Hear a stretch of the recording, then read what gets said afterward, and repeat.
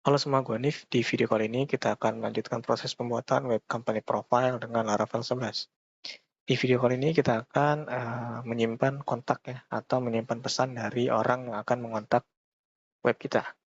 Jadi di sini agendanya kita akan mengedit view, menambahkan toasted, membuat method store message, lalu mengamankan data pengirim. Nah, di poin keempat ini kita akan menambahkan encrypt ya di dalam model kontaknya ya. Oke, langsung saja kita ke VS Code-nya. Nah, di sini gue udah di VS Code-nya. Terakhir itu kan kita menambahkan about. Jadi di sini gue rapihin dulu, yang gue close dulu yang nggak perlu. Oke, sini di bagian index kita ke bagian kontaknya. Nah, untuk di kontaknya di sini kan kita belum ada form ya. Jadi di sini untuk H3-nya line 50. Kalau gue hapus karena nggak gue pakai. Oke, terus di bagian sini ya kan ada formnya nih. ID formnya kontak form. Nah, gue nggak pakai nih. Ini gue hapus, gue ganti jadi yang tipe. Gue buat jadi multipart form data. Lalu di sini jangan lupa kita pakai CSRF token. Nah, kalau sudah di sini untuk bagian name-nya kita kasih name ya, karena di sini baru ID. Di email juga sama. Kita kasih name, email, lalu di sini di phone number ya. Nah, untuk di phone number ini kalau gua bikinnya pakai call ya. Jadi sebentar ini kita kasih name dulu. Kasih name phone. Oke, lalu message ya. Di sini kita kasih name-nya message. Oke. Nah, di sini gue akan hapus yang ini. Dan 90 yang ini gue hapus. BR-nya juga gue hapus. Oke. Oke, jadi di sini kan dia ada alignment item stage MD5 kan ya. Nah, di sini ada call MD6 home group. Nah, terus kalau untuk yang phone number, di sini kan dia home group juga nih.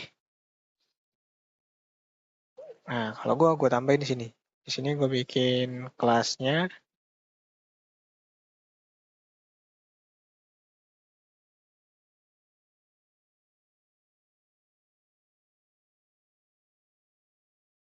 Oke, untuk yang SM10 itu kita pakai yang phone ya. Yang phone ini. Ini kita cut. Nah, ini kita convert dulu. Ini kita gedein juga. Di sini. Lalu kalau sudah, yang bagian sini, ini bisa kita input dengan inputan biasa ya. Inputnya teks, terus di sini kelasnya kita samain. Oke, form control. Lalu value-nya, kita bikin plus 62. Jadi biar si pengunjungnya nggak perlu nulis plus 62 lagi. Nah, di sini gue tambahin read only dan disable. Oke. Nah, kayak gini dulu. Oke, kalau kita cek di webnya, ini kita reload dulu. Kontak. Nah, dia udah ada ini nih. Udah ada phone-nya nih. Jadi orang tinggal masukin nomor ininya. Nah, karena tadi ada yang kita hilangin, kan merah-merahnya tuh nggak muncul lagi tuh. Dan itu juga nggak bakal gue pakai. Gue pakainya toasted. Di sini bisa kita hilangin nih. Div class feedback-nya nih. Ini gue hapus.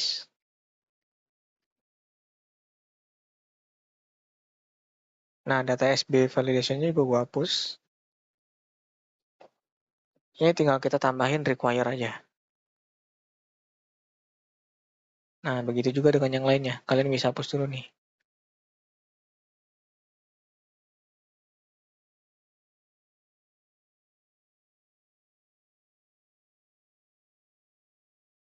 Oke, jadi seluruhnya kita ubah kayak gini ya.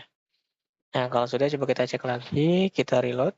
Nah, cuman problemnya ini nya tetap nggak bisa desain ya. Jadi ini tuh kita hilangkan dulu ya di bagian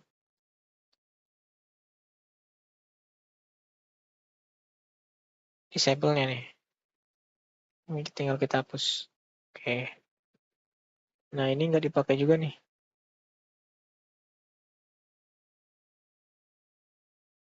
Kita hapus aja. Oke, jadinya kayak gini. Tipenya gua ganti jadi button sih kalau gua. Bukan submit. Kalau sudah kita cek lagi sini. Oke. Oke, kalau sudah di sini kita tinggal bikin bagian untuk JavaScript-nya ya.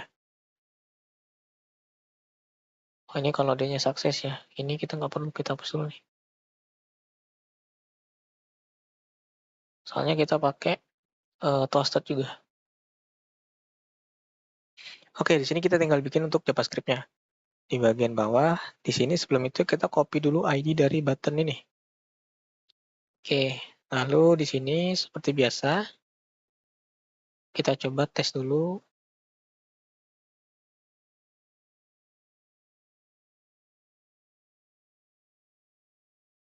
Oke, kalau sudah coba kita refresh. Ke kontak ya. Oke, untuk action-nya udah bisa ya. Berarti tinggal gimana caranya kita akan mengirim data ini ya. Oke, berarti di sini kita pindah ke bagian ini dulu, controllernya dulu.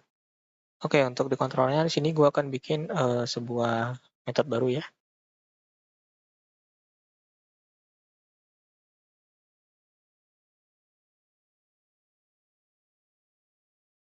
Oke, di sini kita bikin metode store message, lalu di sini kita bikin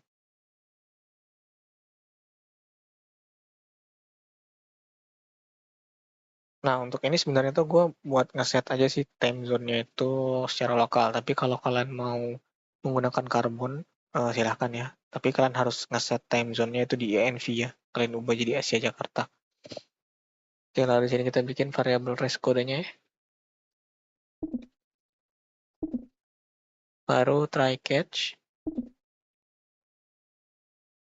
Untuk catch-nya seperti biasa, di sini kita copy aja dari yang atas ya.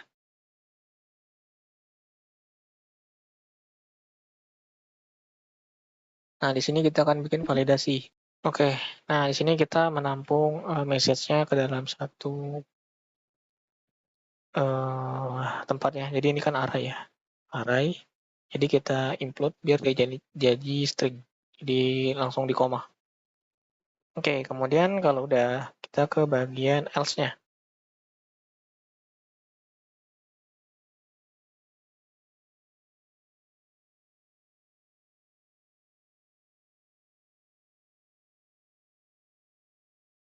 Terus di sini tinggal kita valid data.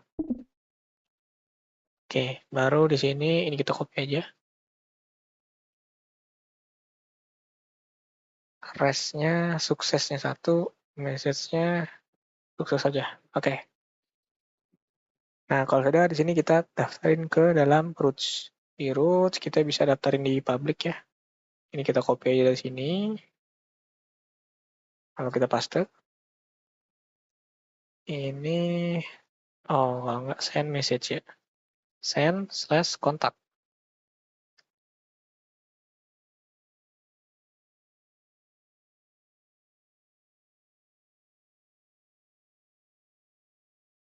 Nah, untuk root name-nya juga sama ya. Send/kontak.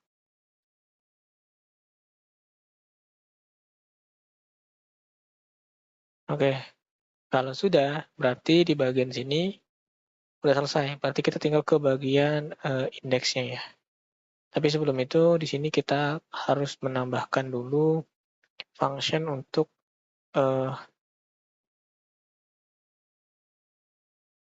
toastednya ya. Nah ini kita tambahin dulu toastednya.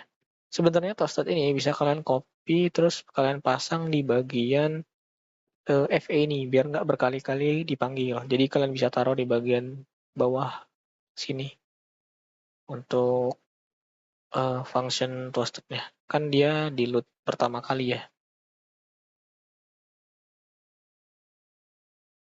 Tapi di sini kalau gue panggilnya di sini aja. Jarang juga dipakai soalnya.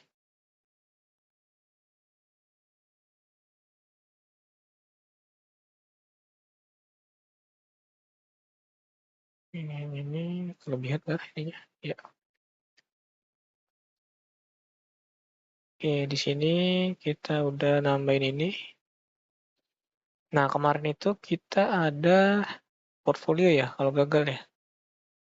Si pakai alert. Nah, ini kita ganti dulu dengan trusted error. Oke. Nah, lalu di sini di bagian index.php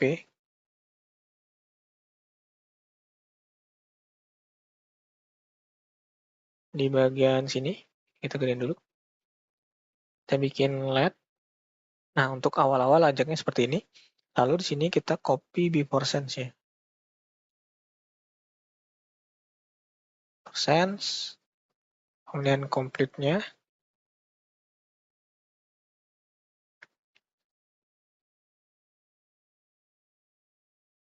Lalu di tengah-tengah kita buat sukses.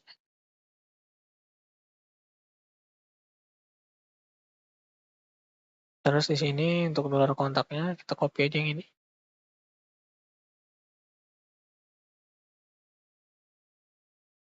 Baru di sini kita buat toasted.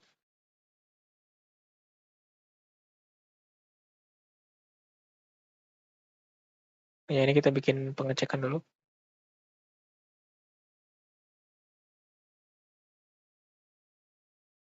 Oke, berarti tinggal yang ininya. Kalau dianya gagal, error. Nah, oke. Kalau sudah, sekarang coba kita cek dulu. Kita reload. Oke, ini kayaknya ada yang error. Ini kurang koma. Oke.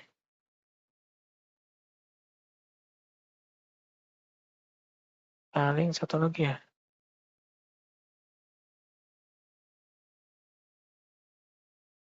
Bawaannya ya. Oke, ini kita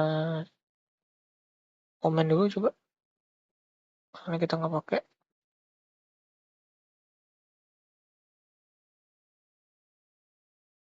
Ya, nggak masalah. Oke, sekarang coba kita send.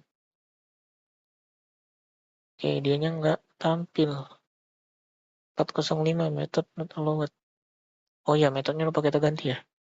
Pada saat kita copy tadi, coba kita cek. Nah, ini harusnya post. Oke, sekarang coba kita press. Kita coba lagi. Oke, bentar. Swallow is not defined. Oh, di sini kita belum masukin ini ya. CDN-nya ya. Berarti di sini kita harus ke bagian include ya. Script tadi, terus di sini kita ke script yang bagian editor juga. Nah, ini kita copy nih, sudah alert. Paste ke sini. Oke, coba kita refresh. Lalu kita coba send lagi. Oke, trusted udah muncul ya. Ininya juga udah benar. Ini wajib diisi, email wajib diisi, phone wajib diisi, message wajib diisi. Coba berarti kita tinggal isi dulu datanya. Oke, di sini gue udah masukin dan gue coba salahin email ya. Gue cek lagi. Oke, email must be valid email address. Oke, berarti ini kita masih kurang ya. Harusnya di sini validasinya berarti kurang satu lagi.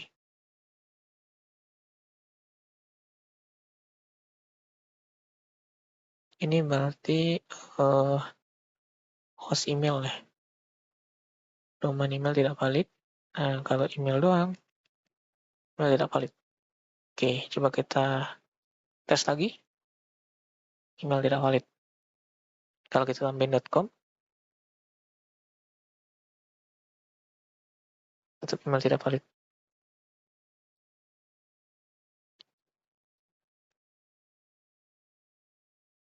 Nah, di sini. Untuk di sini harusnya kalau udah kayak gini datanya harusnya masuk. Coba kita cek. Oke, data udah masuk. Coba kita cek di bagian admin. Nah, di sini datanya udah masuk. Oke, cuman di sini ketika kita akses database, oke, jadi ini database-nya. Nah, di database datanya itu masih polos, kayak nama, email, phone. Ini kan data sensitif ya bisa dibilang, yang bisa digunakan orang untuk melakukan spam, kayak ke email ataupun nomor telepon, dan terutama nama ya. Nah, untuk mencegah ini tuh biar nggak bocor, kita bisa melakukan casting atau melakukan encrypt ya. Jadi di Laravel itu di modelnya ada fitur casting ya dengan mengencrypt datanya. Oke, di sini kita ke bagian model ya, ke model kontak. Lalu di sini kita tambahkan protected cache kayak gini, $cache sama dengan. Nah, lalu di sini kalian masukkan ini tuh yang mau kalian field yang mau kalian encrypt, lalu tambahkan encrypted. Nah, kayak gini. Encrypted.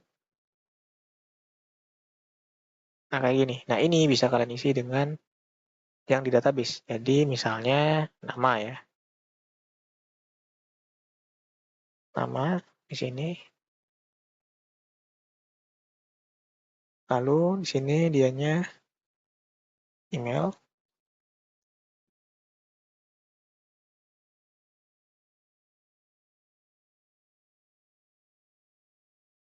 Dan yang terakhir phone. Untuk message kita nggak perlu ya. Nggak perlu kita encrypt. Tapi kalau kalian merasa perlu, silahkan kalian tambahin. Jadi seperti ini. Kita tinggal tambahin seperti ini. Dia akan mendeskrip sendiri atau mengunscript biar dianya bisa ke decrypt ya. Kan ini encrypt, dia otomatis ke decrypt. Gitu. Nah, jadi kalau kita misalkan tambah lagi, di sini kita akan coba tes ya. Misalkan MV. Lalu gue send. Oke, sukses. Nah, kalau kita cek di bagian sini, dia gagal ya. Bentar. Oh, ini kurang S. Harusnya S. Oke. Sini coba kita hapus dulu semua ya.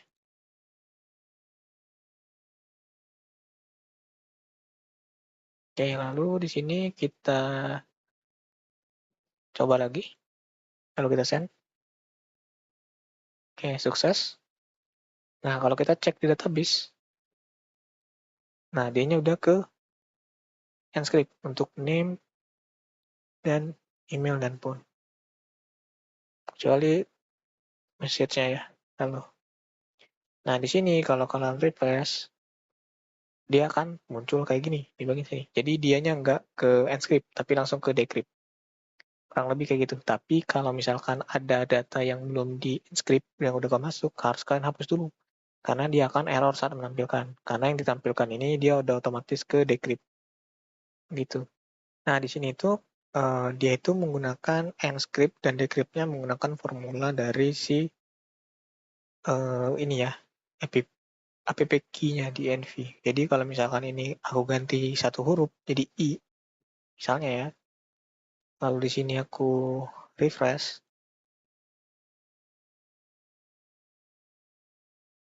nah dia bakalan error karena si data yang di encrypt ini formulanya menggunakan key yang lama. Jadi jangan sampai key-nya ini bocor. Jadi ketika app key kalian bocor, data yang di-encrypt bisa dengan mudah kelihatan decrypt-nya. Kurang lebih begitu. Ini kita balikin lagi. Sini kita coba refresh lagi.